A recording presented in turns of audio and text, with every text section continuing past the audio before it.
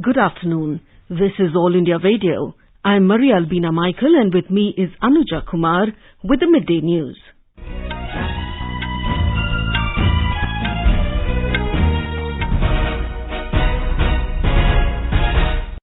The headlines.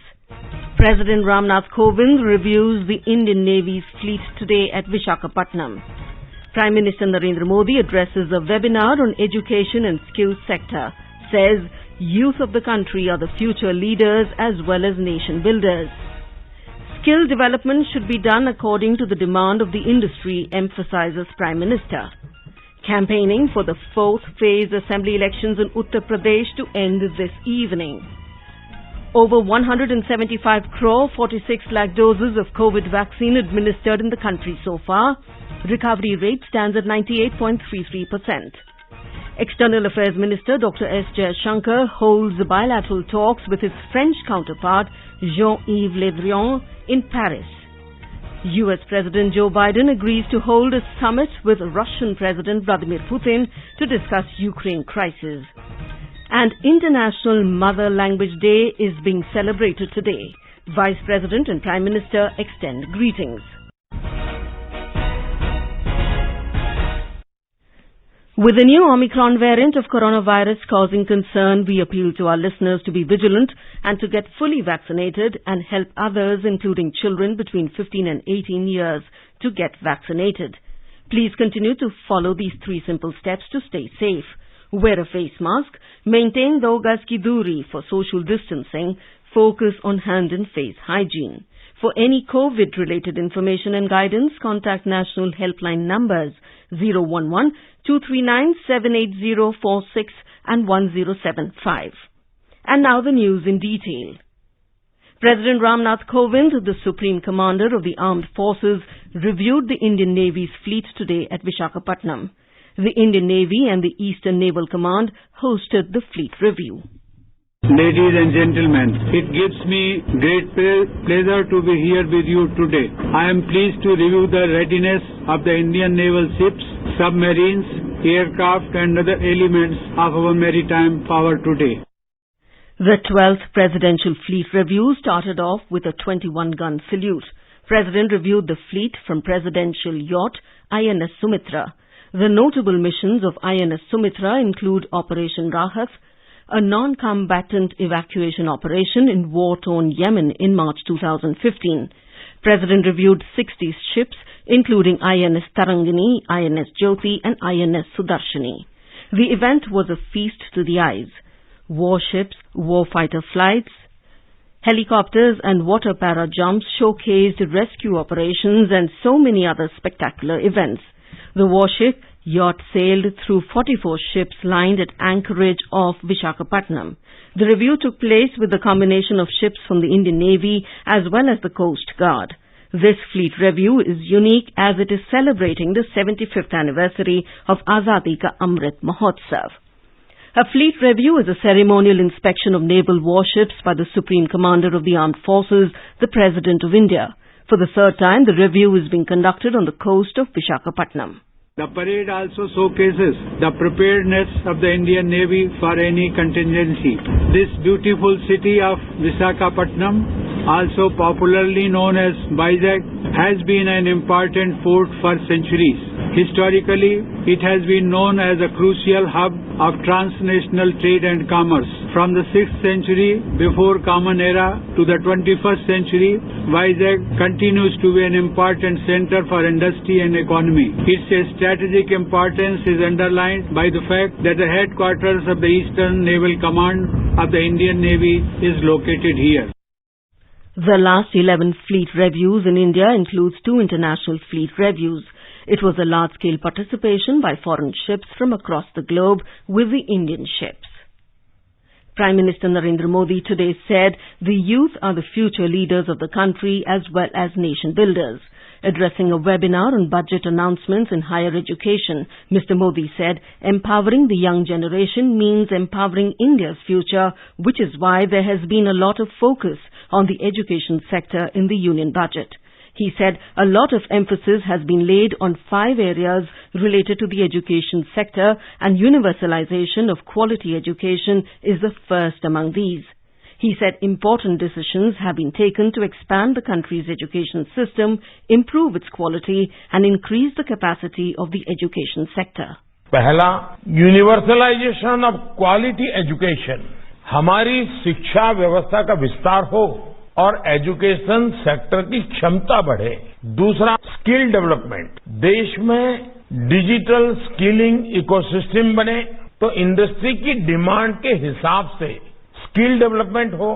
तीसरा, urban planning और design, इसमें भारत का जो पुरातन अनुभव और ज्ञान है उसे हमारी आज की शिक्षा में समाहित किया जाना आवश्यक है। चौथा, इंटरनेशनलाइजेशन, भारत में वर्ल्ड क्लास विदेशी यूनिवर्सिटियां आए जो हमारे औद्योगिक क्षेत्र हैं, जैसे गिफ्ट सिटी है, वहां फिनटेक से जुड़े संस्थान आए। पांचवा महत्वपूर्ण पक्ष है AVGC, animation, visual effects, gaming, comic, इन सभी में रोजगार की अपार संभावनाएं हैं। Prime Minister Modi stressed that it is digital connectivity which kept country's education system alive in the time of the global pandemic. He noted that digital divide is rapidly shrinking and innovation is ensuring inclusion in the country.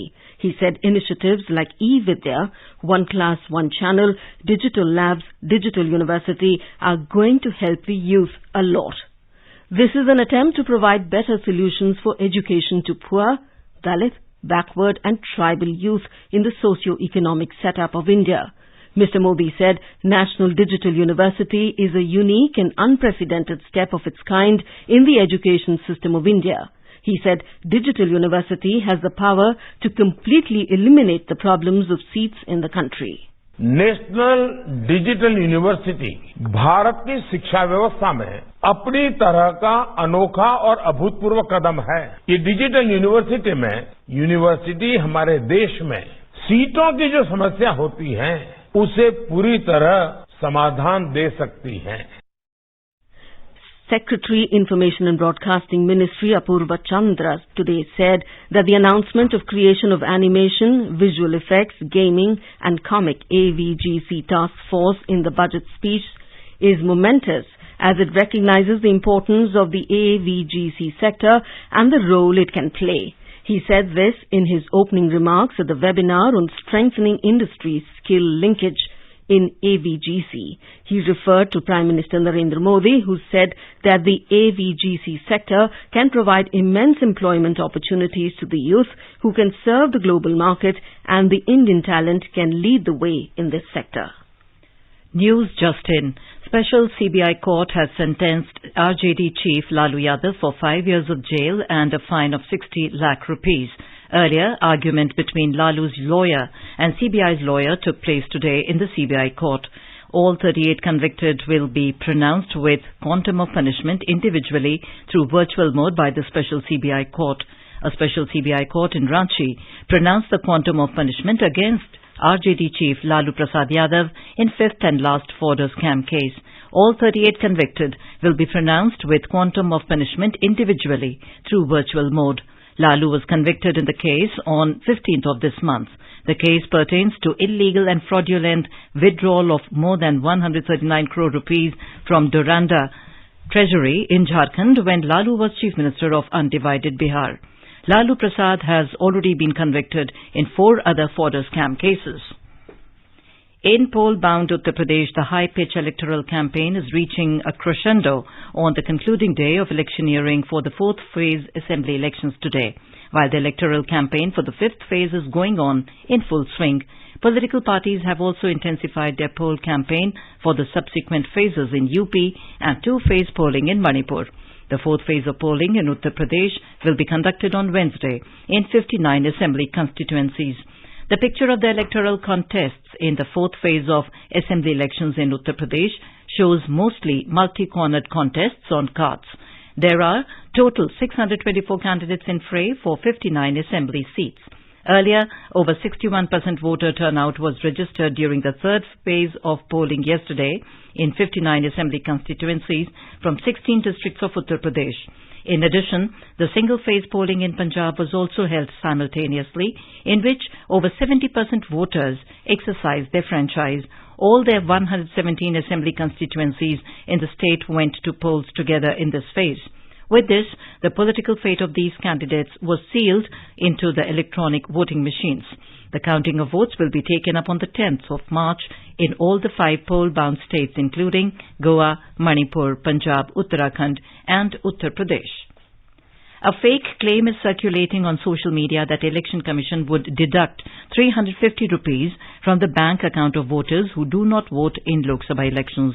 Centre's Press Information Bureau has clarified that no such decision has been taken by the Election Commission of India. Press Information Bureau has urged everyone not to share such fake messages.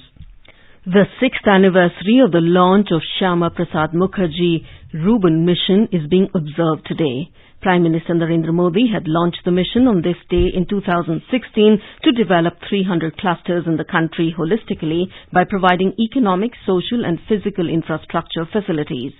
So far, Rural Development Ministry has approved 296 clusters under the mission. The mission focuses on cluster-based integrated development through spatial planning. Reuben clusters are identified across the country's rural areas, showing increasing signs of urbanization. These signs include increase in population density, high levels of non-farm employment, presence of growing economic activities and other socio-economic parameters. It aims to transform these Reuben clusters by stimulating local economic development, enhancing basic services and creating well-planned Reuben clusters. More than 175 crore 46 lakh doses of COVID vaccine have been administered in the country under the nationwide vaccination drive so far. Union Health Ministry said more than 7 lakh doses were administered in the last 24 hours. The ministry said a total of 16,051 new cases were reported during the same period. India's active caseload currently stands at over 2,02,000. The recovery rate is currently at 98.33%. In our bilingual live phone-in program Corona Jagrukta series, Dr. Ved Chaturvedi of Gangaram Hospital, New Delhi will be with us tonight to answer the queries related to coronavirus. Listeners can ask questions to the expert from 9:30 p.m. on telephone number 011-2342-1230 and 011-2342-1764. You can also post your queries on our Twitter handle @AIR News Alerts by hashtag AskAIR.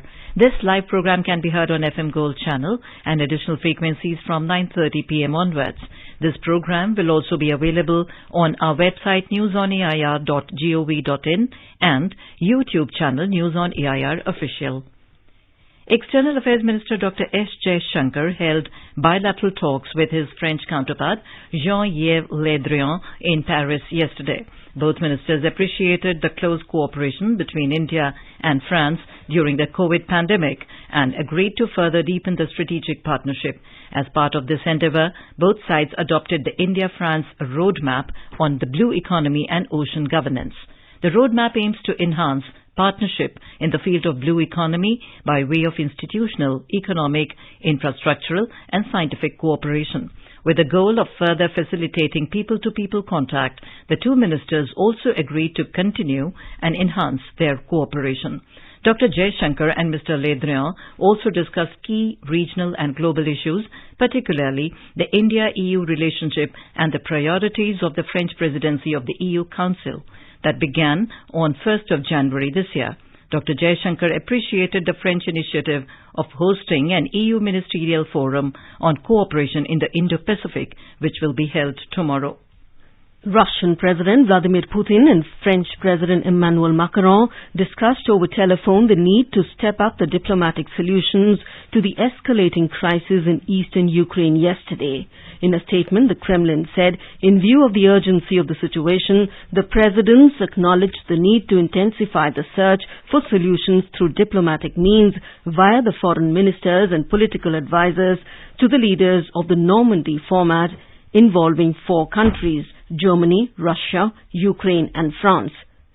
Earlier, in a separate call, Macron and Ukrainian President Volodymyr Zelensky also discussed possible ways to secure immediate de-escalation. In a recent development, U.S. President Joe Biden has agreed in principle to hold a summit with Russian President Vladimir Putin to discuss the crisis over Ukraine. The meeting could offer a possible diplomatic solution to one of the worst security crises in Europe in decades. Air India will operate 3 flights between India and Ukraine on the 22nd, 24th and 26th of this month in view of tensions between Ukraine and Russia. Air India said seats are available on these flights and booking is open through Air India booking offices, website, call center and authorized travel agents. You are listening to the Midday News on All India Radio. A reminder of the headlines before we move on. President Ramnath Kovind reviews the Indian Navy's fleet today at Visakhapatnam. Prime Minister Narendra Modi addresses a webinar on education and skill sector, says youth of the country are the future leaders as well as nation builders. Skill development should be done according to the demand of the industry, emphasizes Prime Minister. Campaigning for the 4th phase assembly elections in Uttar Pradesh to end this evening. Special CBI court in Ranchi sentences RJD chief Lalu Yadav for 5 years of jail and imposes fine of 60 lakh rupees in 5th and last forder scam case today. Over 175 crore 46 lakh doses of COVID vaccine administered in the country so far. Recovery rate stands at 98.33%.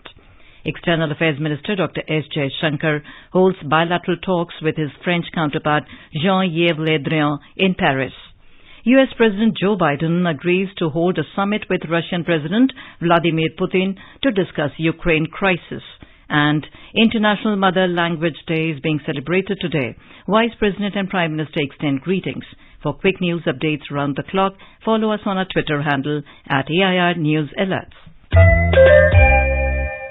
चलो मिलकर एक शुरुआत करें, चलो एक फैसला आज करें, मास्क नहीं तो टोकेंगे, कोरोना को रोकेंगे, चलो एक इरादा करते हैं, चलो खुद से वादा करते हैं, मास्क नहीं तो टोकेंगे, कोरोना को रोकेंगे. President Ramnath Kovind will undertake a 3-day visit to Assam from the 25th of this month. He will inaugurate the year-long celebration to mark the 400th birth anniversary of the great Ahom general Lachit Borphukan. Chief Minister Himanta Biswa Sarma yesterday said the President will launch the birth anniversary celebration of Borphukan by laying the foundation for the redevelopment of the General's Memorial in Jorhat. Prime Minister Narendra Modi has approved an ex gratia from the Prime Minister's National Relief Fund to the next of kin of those who lost their lives in a tragic accident in Kota, Rajasthan. 2 lakh rupees each will be given to the next of kin of those who lost their lives in the accident yesterday. The injured will be given 50,000 rupees. Mr. Modi has expressed grief over the loss of lives. International Mother Language Day is being celebrated today all over the nation to promote awareness of linguistic and cultural diversity with an aim to promote multilingualism. The day is part of a broader initiative to promote the preservation and protection of all languages used by people of the world as adopted by the UN General Assembly. A desk report. A language is just not a means of communication. It also represents vast cultural and intellectual heritage as well. The theme for the 2022 International Mother Language Day is Using Technology for Multilingual Learning, Challenges and Opportunities. The idea is to discuss the role of technology to help with multilingual education. It is also an opportunity to try and enable quality teaching and learning for each child. Greeting on the occasion, Prime Minister Narendra Modi said, Mother tongue is related to the mental development of children. आज विश्व मातृभाषा दिवस भी है. मातृभाषा में शिक्षा बच्चों के मानसिक विकास से जुड़ी है. अनेक राज्यों में स्थानीय भाषाओं में मेडिकल और टेक्निकल एजुकेशन की पढ़ाई शुरू हो चुकी है कि स्थानीय भारतीय भाषाओं में बेस कंटेंट और उसके डिजिटल वर्जन के निर्माण को गति दी जाए. भारतीय साइन लैंग्वेज में भी हम ऐसे पाठ्यक्रम विकसित कर रहे हैं जो दिव्यांग युवाओं को सशक्त कर रहे हैं. The idea to celebrate International Mother Language Day came from Bangladesh. The General Conference of UNESCO decided to celebrate February 21 as International Mother Language Day in the year 2000. With Pratyush Ghosh, Ravi Kumar, AIR News, Delhi. Vice President M. Venkaiah Naidu has also greeted people on International Mother Language Day today. In a series of tweets, Mr. Naidu said, "Mother language empowers people in many ways and it plays a vital role in our lives." The Culture Ministry is organizing an event on the occasion of International Mother Language Day as a part of Azadi Ka Amrit Mahotsav. Secretary Culture of Ministry Govind Mohan, Director and Representative of UNESCO to India, Bhutan, Sri Lanka and Maldives Eric Falt and renowned lyricist Prasun Joshi inaugurated the event at Indira Gandhi National Centre of Arts, New Delhi. On this occasion, Culture Ministry Secretary Govind Mohan said several languages across the globe are facing the danger of extinction. International Mother Tongue Day was celebrated in Tamil Nadu today. In a Twitter message, Chief Minister M.K. Stalin paid tributes to those who worked for protecting the mother tongue. He said that India's plurality in languages should be respected equally. Bangladesh is observing the historic language day named Amor E Khushe. On this day, 1952, many martyrs laid down their lives during the language movement, demanding Bangla as the official language for the then East Pakistan. Scores of students were killed on this day in 1952 when Pakistani forces fired upon them during the protest, leading to widespread civil unrest. External Affairs Ministry is celebrating its Azadi Ka Amrit Mahotsav iconic week from today to the 27th of this month. A special course on foreign policy for Indian media is being conducted by the ministry from today. And now let's listen to our special program Azadi Ka Safar, highlighting the importance of the day during the freedom struggle. Azadi Ka Amrit Mahotsav.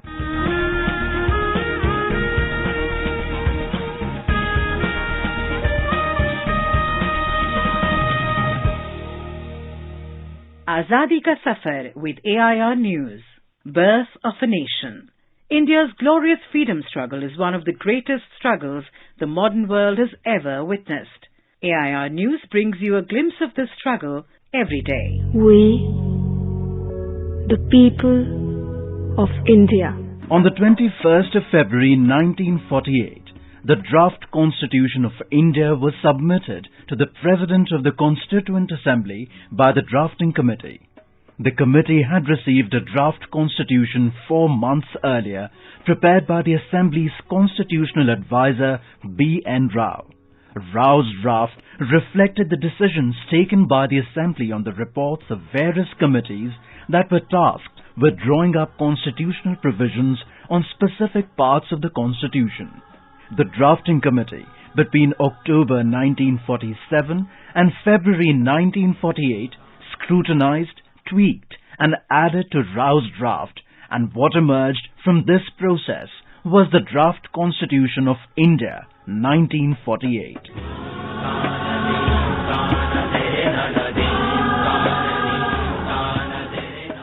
The draft constitution consisted of 315 articles, organized around 18 parts and 8 schedules.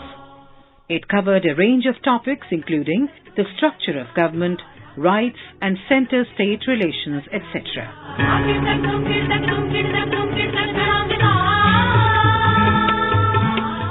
This draft constitution was the first blueprint of the Indian Constitution that was publicly available. It was widely circulated to the members of the Assembly, provincial governments, central ministries, the Supreme Court and High Courts, and the general public, along with an invitation to provide feedback and suggestions. The Drafting Committee reviewed and took decisions on comments it received and prepared amendments.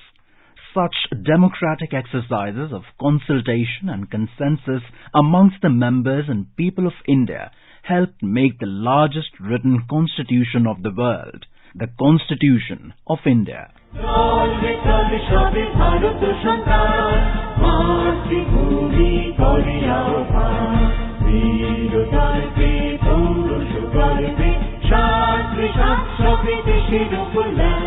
we remember freedom fighter Birendranath Dattagupta, who was martyred on the 21st of February 1910.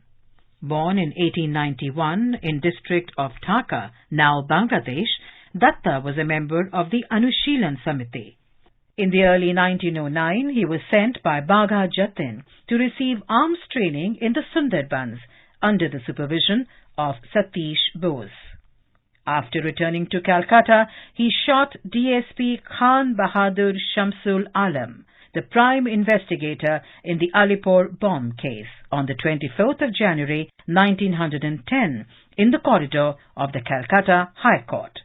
Birendranath was chased and arrested by the police. He died on the gallows in the Presidency Jail on the 21st of February 1910.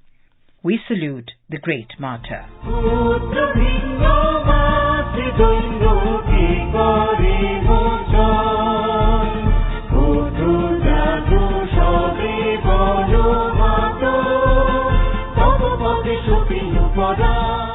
We also remember martyr Chand Sukur.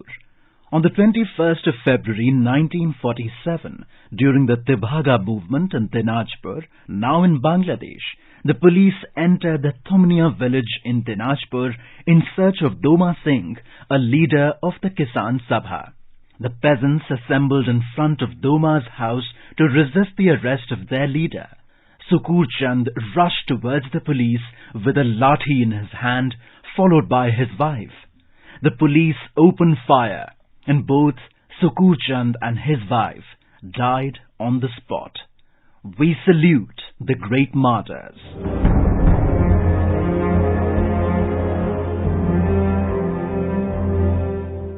We remember freedom fighter Mahipal Singh from Bhagalpur district, Bihar, who actively participated in the civil disobedience movement of 1930. On the 15th of February 1932, Mahipal joined around 4,000 people around the Tarapur police station to celebrate Jhanda Satyagraha Divas. The police warned them to disperse and then opened indiscriminate firing. Mahipal Singh was critically injured and succumbed to his injuries on the 21st of February 1932. We salute the great son of the soil.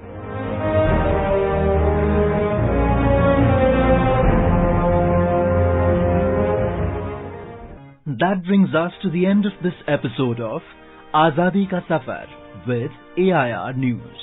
See you in the next episode tomorrow.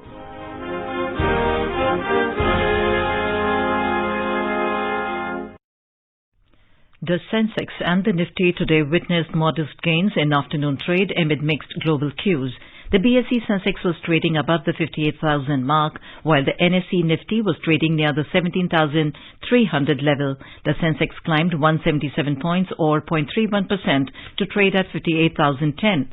The Nifty also surged 33 points or 0.19% to 17,309 when reports last came in. In the forex market, the rupee also appreciated 28 paise to trade at 74 rupees and 39 paise against the US dollar in afternoon deals. And now let us take a look at the weather forecast for today. The national capital will have mainly clear sky. The temperature will vary between 11 and 25 degrees Celsius. And before we end the bulletin, the headlines once again. President Ramnath Kovind reviews the Indian Navy's fleet today at Visakhapatnam. Prime Minister Narendra Modi addresses a webinar on education and skills sector. Says youth of the country are the future leaders as well as nation builders. Skill development should be done according to the demand of the industry, emphasizes Prime Minister. Campaigning for the fourth phase assembly elections in Uttar Pradesh to end this evening. Special CBI court in Ranchi sentences RJD chief Lalu Yadav for 5 years of jail and imposes fine of 60 lakh rupees in fifth and last fodder scam case today. Over 175 crore 46 lakh doses of COVID vaccine administered in the country so far. Recovery rate stands at 98.33%. External Affairs Minister Dr. S. Jaishankar holds bilateral talks with his French counterpart Jean-Yves Le Drian in Paris.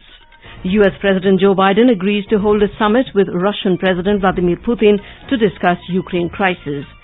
An International Mother Language Day is being celebrated today. Vice President and Prime Minister extend greetings. And with that, we end the midday news.